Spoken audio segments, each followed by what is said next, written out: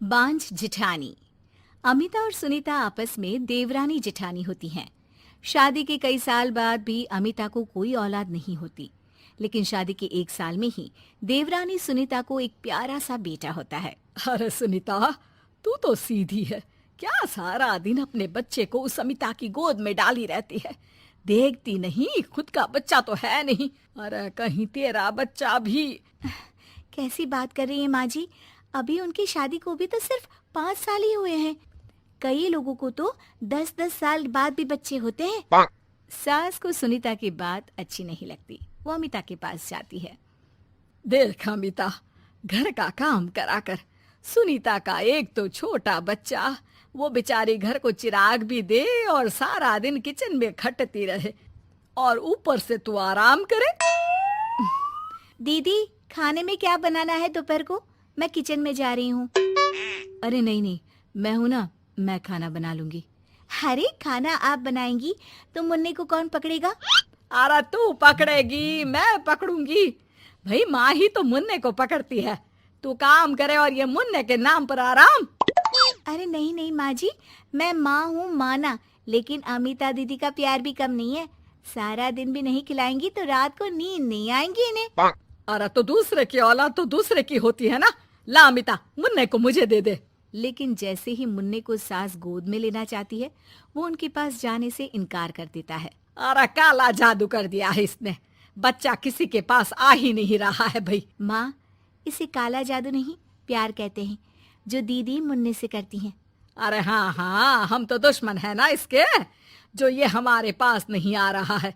अरे सगी दादी हूँ मैं, पूरी की पूरी कोठी इसी के नाम कर जाऊंगी। अब बोल, अब भी प्यार है क्या इससे? अमिता को सास की बात पर गुस्सा आ जाता है। वैसे भी माँ जी, पूरे घर में यही एक चिराग है, तो आप इसे दे या ना दे, सारा कुछ इसी का है, चाहे वो मेरा भी क्यों ना हो। हाँ, अभी तो बड़ी जबान चल रही है, लेकिन जब घर पूरा इसके नाम होगा ना, तब पता चलेगा। अमिता और सुनीता दोनों ही मिलजुल कर रहती थी, इसलिए सास की बात का दोनों को ही बुरा ना लगता। मिलजुल कर काम करती और हंस खेल कर रहती। अरे बेटी, तेरी दोनों भाभियों ने तो मुझे साइड कर रखा है। अरे दोनों में इतनी पड़ती है कि मुझे तो डर लग रहा है, कहीं एक दिन ये दोनों मेरी बात मानने से इनकार ही ना कर दे। अरे तो खेल खेलो और दोनों को अलग कर दो, इस पे कौन सा गणित लगाना है माँ? हाँ हाँ, ये तो है, चल देख लेती हूँ मैं। अगले दिन सास धीरे से एक लाल पेन लेकर मुन्ने के बदन में लगा देती है और लोगों को बुलाकर हंगामा करती है। अरे देखो देखो, ये क्या हो रहा है मुन्ने के शरीर में? अरे ये क्या हो गया मेरे बेटे को? मैं अभी इसे लेकर डॉक्टर के पास जा रही हूँ। अरे ना दीदी, परेशान मत हो, मैं तैयार कर देती हूँ और कैब बुला लेती हूँ, बाद में ले जाइए आप इसे। अरे बेटा, तेरा है, वो क्यों ले जाएगी? वैसे भी ये डॉक्टर का नहीं, तांत्रिक का मसला है। किसी ने मुन्ने पर जादू करने की कोशिश की है, जिससे वो मुन्ने को मार ले। सुनीता ये सुनकर रोने लगती है। कौन मेरे मुन्ने को मारने की कोशिश करेगा माँ जी? नहीं नहीं, ऐसा कुछ नहीं होगा। सास अमिता की तरफ देखकर कहती है।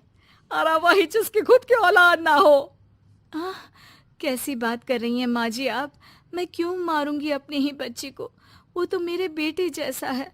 अरे बेटे जैसा है, बेटा तो नहीं है ना। वैसे भी मैंने तांत्रिक को फोन कर दिया है। थोड़ी देर में वहाँ तांत्रिक आ जाता है। भगवान भगवान भगवान भगवान, बच्चे की जान को खतरा है, खतरा है, खतरा है। इसके ऊपर किसी बांझ औरत ने काला जादू कर रखा है, रखा है, रखा है। लगता नहीं ये बच्चा कभी ठीक भी हो पाएगा, पाएगा, पाएगा। नहीं नहीं, मेरे बेटे को बचा लीजिए। अमिता दीदी, आप इतना गंदा सोचेंगे मुन्ने के लिए, मैंने सोचा भी नहीं था। अरे कैसी बात कर रही हो सुनीता? मैंने तो मुन्ने को माँ से बढ़कर प्यार किया, ये सोचो भला मैं ऐसा क्यों करूंगी? लेकिन बेटे के प्यार में पागल सुनीता सास की जाल में फंस जाती है। दीदी, आज से आप और मैं अलग हैं, मेरी रसोई अलग, आपकी अलग, और आज के बाद मुन्ने को छूने की क्या, देखने की भी कोशिश मत करिएगा।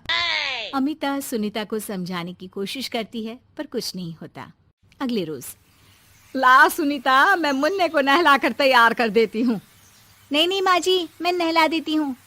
लेकिन जैसे ही वो मुन्ने को नहलाने लगी, पेन के निशान एक एक करके निकल गए।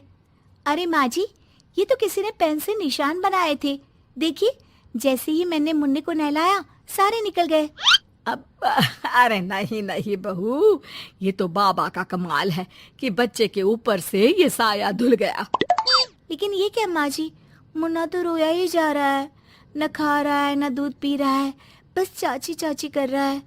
अरे इतनी जल्दी उसका भूत नहीं उतरेगा इसके सर से, मार मार कर खिला।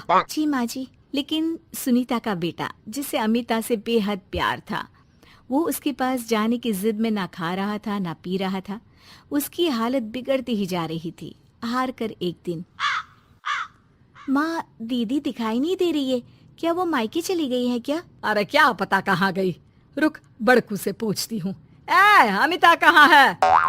माँ जल्दी पता करिए ना, दीदी कहाँ है? मुन्ने की हालत दीदी के लिए खराब होती जा रही है। सुनीता मुन्ने को लेकर नीचे अमिता के पास जाती है। अमिता बिस्तर पर पड़ी होती है। वो कमजोर सी दिखती है।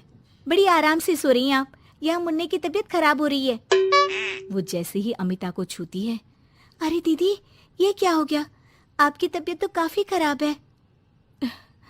मुन्ने के बिना मैं नहीं रह सकती सुनीता, मैं उसके बिना नहीं रह सकती।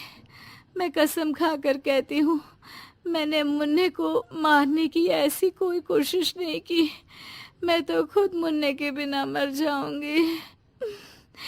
मुन्ना आप ही का तो है दीदी, मुझे माफ कर दीजिए। ये पकड़िए अपना बेटा,